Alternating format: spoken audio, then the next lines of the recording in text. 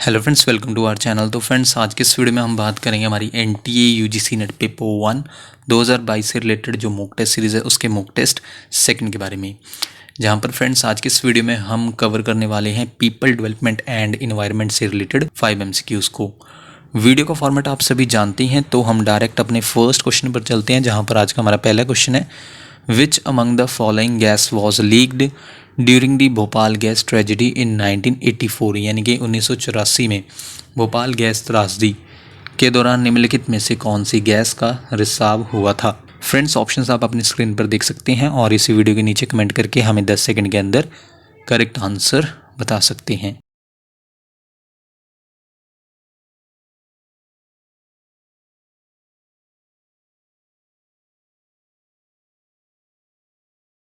इनमें से वो गैस है ऑप्शन सी, मिथाइल आइसोसाइनेट, जो कि लीक हुई थी किसके दौरान? भोपाल गैस ट्रेजेडी के दौरान। भोपाल गैस ट्रेजेडी कब हुई थी? 1984 में, यानी कि 1984 में हुई थी। देन इस क्वेश्चन को हम थोड़ा डिस्कस कर लेते हैं। सबसे पहले हम भोपाल डिज़ास्टर को डिस्कस करेंगे, जहाँ पर क्वेश्चन ये बनता है कि what was the Bhopal disaster. Bhopal disaster क्या था? भोपाल डिज़ास्टर, जिसे भोपाल गैस ट्रेजेडी के नाम से भी जाना जाता है, जो कि केमिकल लीक इंसिडेंट था, यानी कि केमिकल लीक हुआ था। ये घटना हुई थी, इंसिडेंट हुआ था 2 से 3 दिसंबर की रात को 1984 में। और कहाँ पर हुआ था? Union carbide India limited, in short UCIL में, जो कि एक पेस्टिसाइड प्लांट था मध्य प्रदेश के भोपाल में। इसके बाद नेक्स्ट पॉइंट में है, आज के टाइम में इसे वर्स्ट इंडस्ट्रियल एक्सीडेंट इतिहास का माना जाता है, कहा जाता है, यानी कि सबसे भयानक, बुरे से बुरा आप इंडस्ट्रियल एक्सीडेंट इसे कह सकते हैं इतिहास में। नेक्स्ट पॉइंट में 5 लाख से ज़्यादा लोगों पर इसका असर हुआ था। कौन सी गैस का? मिथाइल आइसोसाइनेट गैस का, इन शॉर्ट MIC का। इसके बाद एक क्वेश्चन इस तरह से भी बनता है कि which toxic gas was leaked in Bhopal gas tragedy, यानी कि भोपाल गैस त्रासदी में कौन सी जहरीली गैस का रिसाव हुआ था। तो फ्रेंड्स, ये क्वेश्चन पहले भी एक बार एग्जाम में पूछा जा चुका है। तो वो कौन सी गैस थी? मिथाइल आइसोसाइनेट, शॉर्ट में कहे तो MIC। जहाँ पर नेक्स्ट पॉइंट में आप देख सकते हैं, उस रात मिथाइल आइसोसाइनेट गैस ने रिएक्ट किया था। किसके साथ रिएक्ट किया था? वाटर के साथ रिएक्ट किया था। दैट्स वाई ये गैस और ज़्यादा जहरीली हो गई, पॉइजनस हो गई। इसके बाद नेक्स्ट पॉइंट में हमारे पास है आउटकम, यानी कि क्या परिणाम रहे भोपाल गैस ट्रेजिडी के। जब ये 1984 में हुआ, देन उसके बाद इन्वायरमेंट प्रोटेक्शन एक्ट 1986 को भारत की संसद द्वारा लेकर आया गया। कौन सा एक्ट था? इन्वायरमेंट प्रोटेक्शन एक्ट 1986 को। तो भोपाल गैस ट्रेजेडी या फिर भोपाल डिजास्टर की वजह से गवर्नमेंट ऑफ इंडिया ने गठित किया इन्वायरमेंट प्रोटेक्शन एक्ट 1986 को। भारत के संविधान के किस आर्टिकल के अंडर? आर्टिकल 253 के अंडर। और इन्वायरमेंट प्रोटेक्शन एक्ट कब पास हुआ? मई 1986 में। और कब लागू हुआ?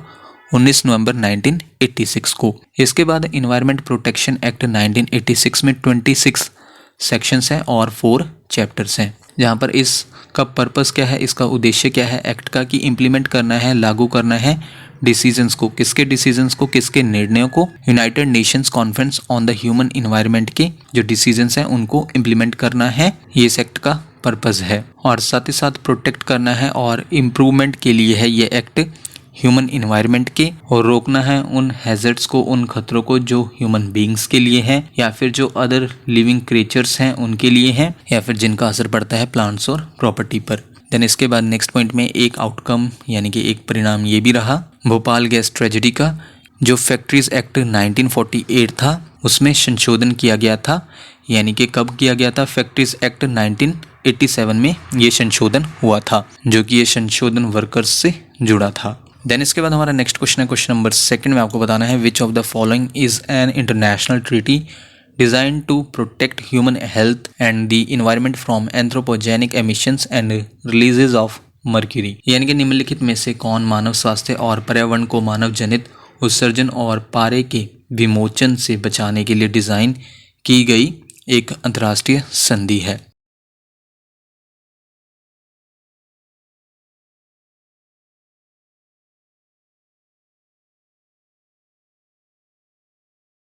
इनमें से वो संधि है, ट्रीटी है, इंटरनेशनल ट्रीटी है, यानी कि अंतर्राष्ट्रीय संधि है। ऑप्शन डी मिनामाता कन्वेंशन, जिसे डिज़ाइन किया गया है प्रोटेक्ट करने के लिए ह्यूमन हेल्थ को और इन्वायरमेंट को किससे? जो मानव जनित यानी कि मानव द्वारा उत्सर्जन होता है और रिलीज होता है किसका? मर्क्यूरी का। मर्क्यूरी क्या है? एक केमिकल एलिमेंट है, तो उससे प्रोटेक्ट करने के लिए है ह्यूमन हेल्थ को। तो वो इंटरनेशनल ट्रीटी कौन सी है? मिनामाता कन्वेंशन। इस पर हस्ताक्षर किए गए थे 10 अक्टूबर 2013 को और कब से लागू हुआ? 16 अगस्त 2017 से। इसके बाद हमारा नेक्स्ट क्वेश्चन है क्वेश्चन नंबर 3 2021 तक United Nations framework convention on climate change in short UNFCCC के कितने conference of the parties in short COP हो चुकी हैं?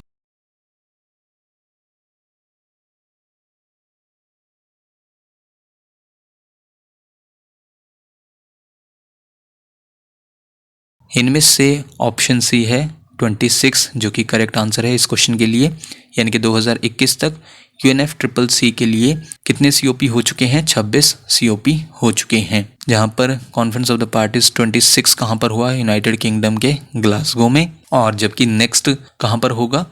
27 COP शर्म एल शेख में, इजिप्ट की। इसके बाद हमारा नेक्स्ट क्वेश्चन है question number 4 which one of the following is the biggest thermal power plant in India with an installed capacity of 4760 megawatt, यानी कि 4760 मेगावाट की स्थापित क्षमता वाला भारत का सबसे बड़ा थर्मल पावर प्लांट निम्नलिखित में से कौन सा है?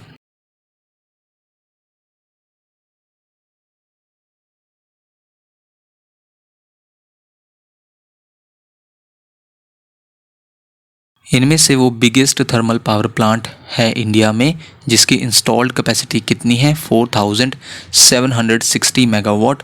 वो है option D Vindhyachal thermal power station जो कि मध्य प्रदेश में है। इसके बाद नेक्स्ट पॉइंट में Vindhyachal thermal power station Singrauli district में है मध्य प्रदेश के, और जो कि लार्जेस्ट पावर स्टेशन है इंडिया में, और ये 9th largest coal fired power station है, यानी कि कोयले से चलने वाला पावर स्टेशन है वर्ल्ड का, जिसकी इंस्टॉल्ड कैपेसिटी कितनी है? 4760 मेगावाट। और करंटली जो है ये बिगेस्ट थर्मल पावर प्लांट है इंडिया में, और ये कोल बेस्ड पावर प्लांट है जिससे ऑपरेट किया जाता है NTPC द्वारा, यानी कि national thermal power corporation limited द्वारा इसे ऑपरेट किया जाता है। इसके बाद आज का हमारा लास्ट क्वेश्चन है question number 5 the 4th general assembly of international solar alliance in short ISA has decided to achieve what amount of global investment in solar energy by 2030, यानी कि अंतर्राष्ट्रीय सौर गठबंधन की चौथी महासभा ने 2030 तक सौर ऊर्जा में वैश्विक निवेश की कितनी राशि हासिल करने का फैसला किया है?